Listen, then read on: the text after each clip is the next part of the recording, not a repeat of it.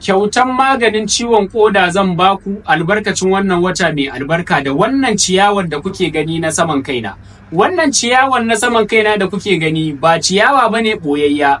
Turawa sun santa, Larabawa sun santa, duk wani gidan maganin gargajiya in dai gidan maganin gargajiya na kwarai ne sun san wannan ciyawar, sun san alfanunta wajen ciwon koda da hepatitis.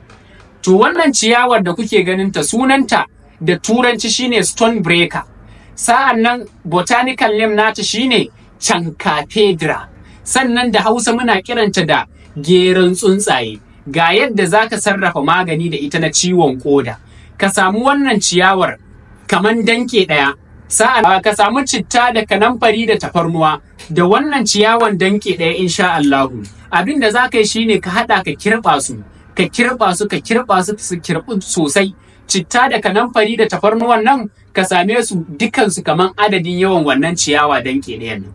So idan ka haɗa ka kirɓa abin da kake nema shine ka samu wutanka, ka samu kwananka mai kyau, ka wanke abubuwan nan fa ba a buƙatan kazanta a wannan wurin. Sannan ciyawan nan kala biyu ne, akwai mai ɗacinta, akwai wanda kuma ba ta da ɗaci, to mara ɗacin ake buƙata. Domin ɗaci illa ne a tattare da rayuwar ɗan adam. So abin da za ka yi shine idan ka dafa maganin nan ya dahu ya kai kaman jarka ɗaya.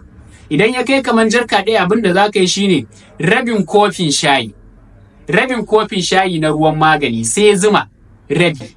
Haka za ka haɗa kana sha, ka yawaita shan ruwa da izinin Allah. In dai ciwon koda ne an riga da an wuce wurin. Sadakar da za ka bani shine kai sharing ɗin wannan bidiyon waɗanda ba su gani ba su gani. Sa'an nan idan ka ɗauki wannan bidiyon ka ɗauke shi in link za ka ɗauka ba downloading ba. Ka ɗaura mana ko a status naka ne, ko a group WhatsApp ne, ko kuma dai wanda kake tunani yana da ciwon kodan nan ne, ka tura masa link ɗin ya je shi ma ya gani. Duk wanda zai amfani da magani na ko kuma zai karfafa mana gwiwa shine sharing, shine abin sadaka. Kai mana sharing ɗin sakon nan, ka yi comment, ka yi tambayar ka duka a comment section, insha Allah zan ansa. Saboda haka yan uwa musulmai, ina fatan za ku yi sharing domin mu samu ladan tare. Allah ubangiji ya samu dace.